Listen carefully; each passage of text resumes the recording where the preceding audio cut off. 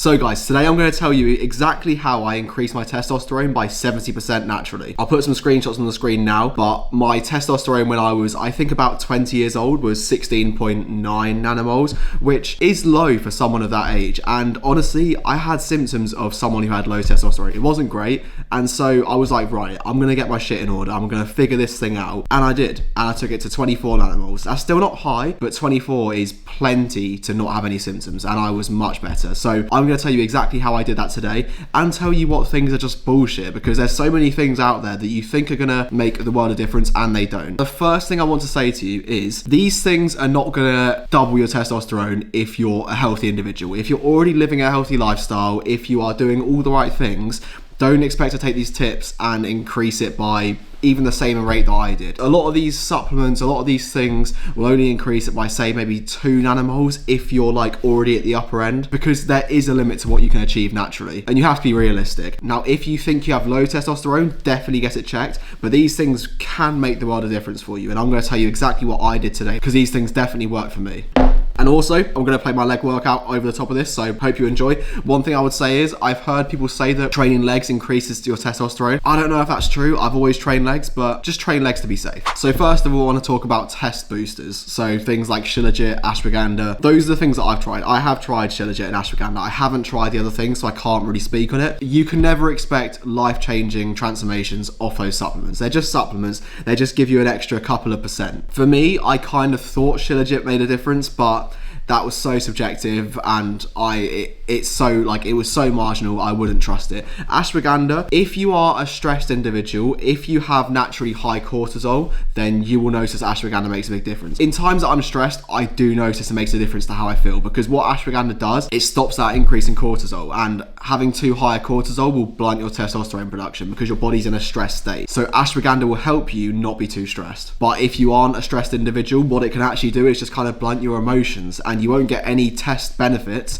but you'll just feel a bit more numb. So if that's worth it to you, do it, but it's probably not worth it. So my test was low because I was drinking all the time, eating like shit, sleeping like shit, and basically just depressed without knowing why. But fast forward to now, what am I doing differently? Well, first of all, I tracked my sleep. I made sure that I was getting good quality sleep and trying to have a consistent sleep-wake schedule, because my sleep-wake schedule was all over the place, especially when you're going out drinking. You're sleeping at just terrible times. As a general rule, go to sleep early, wake up early, and if you can do that consistently every day, that's probably the biggest mover of testosterone, and that's the thing that fixed mine the most, just making sure that I was well rested, because sleep is so important. And it baffles me how people don't realize this. I mean, I didn't realize it before, but once you start doing research, you realize how important it is, and you need to be on top of that shit. Now, there's a few things I also did to increase the quality of my sleep. First of all, I'm eating no later than 3 hours before bed. Sometimes it's 2.5 hours, but I try and make it 3, because if your body is digesting food when you're trying to sleep, then all of your resources are going to digesting that food rather than actually getting good quality sleep. So yes, you might still be able to go to sleep, but you're probably getting light sleep rather than the deep or REM sleep. I also take magnesium because that has a bit of a calming effect on your CNS. And I also cut out caffeine 7 to 8 hours before I go to sleep. Now, literally got a monster here. People say to me that I drink too much caffeine, and you could definitely make a case for that, but from my point of view, as long as you're having a cut off 8 hours before you go to bed, then it's not a problem. Because a lot of people will tell me, oh, I can sleep fine on caffeine. Well, okay, yeah, you probably can fall asleep okay, but it's the quality of sleep that matters. If you're getting 8 or 9 hours of light sleep, that's not really doing much for you. Whereas if you are getting 6 hours of deep and REM sleep, then that's gonna make a huge difference to your recovery and how you'll feel and how your body processes. So yes, you might still be able to fall asleep whilst having caffeine, but the quality of sleep will be worse, and that's what really matters. And next, I stopped drinking. Now, I will say with the drinking thing, I think there's a time and place. Like, if you are a healthy individual, having a drink like every so often is fine.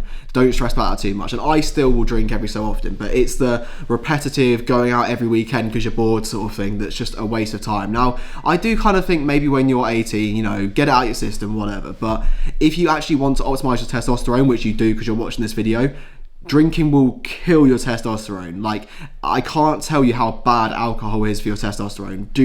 Try and stay away from it, because you will notice that if you go out on a night out, you'll feel shit the next day. It's because your testosterone has been so crushed because of that alcohol and not recovering well enough. So for me, what I do now is just save drinking for an event. Like, say if it's someone's birthday, I might do it, but probably not. I think last year, 2025, I think I got properly drunk once. That just shows if you want to start taking your health seriously, please stay away from alcohol. Also, I want you to start maintaining healthy relationships. I can't tell you how much a bad relationship will suck the life out of you. You need to make sure that you're hanging around with people that lift you up rather than bring you down. You want to be around people that actually want to see you win and better yourself, because those are the people that will actually lift you up. The people that are pulling you down, making you depressed, making you anxious, that's going to really mess you up.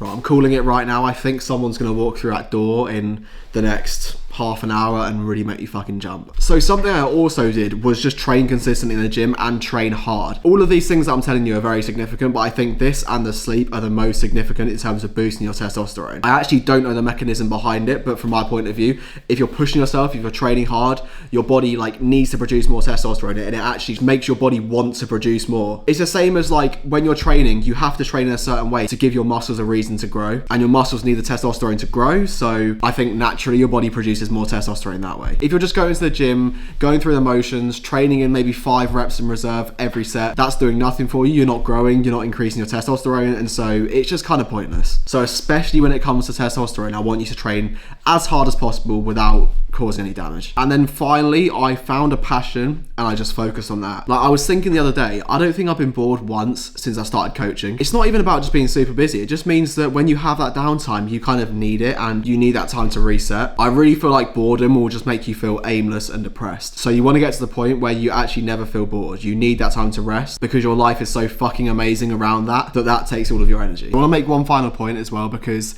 actually it's very important to talk about total testosterone and free testosterone. Free is what's actually bioavailable in your body. That's what's going to make the biggest difference. If your free testosterone is bound up to too much SHBG, then you might not actually feel the effects of having a high total testosterone. So make sure you actually get your blood work done and look at all those different factors, because that makes a big difference. It's not just the final number that's on the page. And I'm not the sort of person to give out medical advice, but I'm just saying get your bloods done, because it's not always just the total number that makes the biggest difference. Some people have a total test of 16 and feel absolutely fine. Some people need it to be 30 before they feel fine. So you need to take that into account and make sure you get your blood work done. And it's also important to look at the ratio of testosterone to estrogen, because if your estrogen is either super high or super low, you can actually feel super anxious, you can get gyno, that sort of thing. So you have to look at estrogen as well.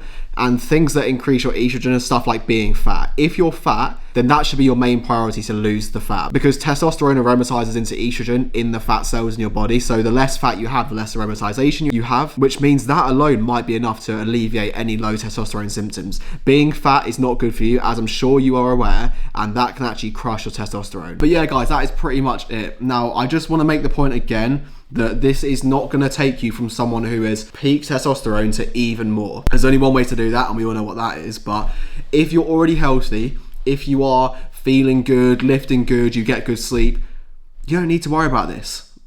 If you can increase your testosterone from, say, what mine was 24 to 26 by doing this stuff, you're not really going to feel that. You're not going to notice any difference. But if you are, say, where I was at about 16 and you want to go to 24, that is life-changing. And this stuff will be life-changing for you. And if you can follow these steps, this may just change your life. So anyway, I think I've covered everything there. If you have any other ideas, anything else that you think increases testosterone that's worked for you, let me know in the comments. I'm always interested to hear ideas. But yeah, if you're interested in coaching, my Instagram's down below and there's a link in my bio for that. Otherwise, I will see you in the next video.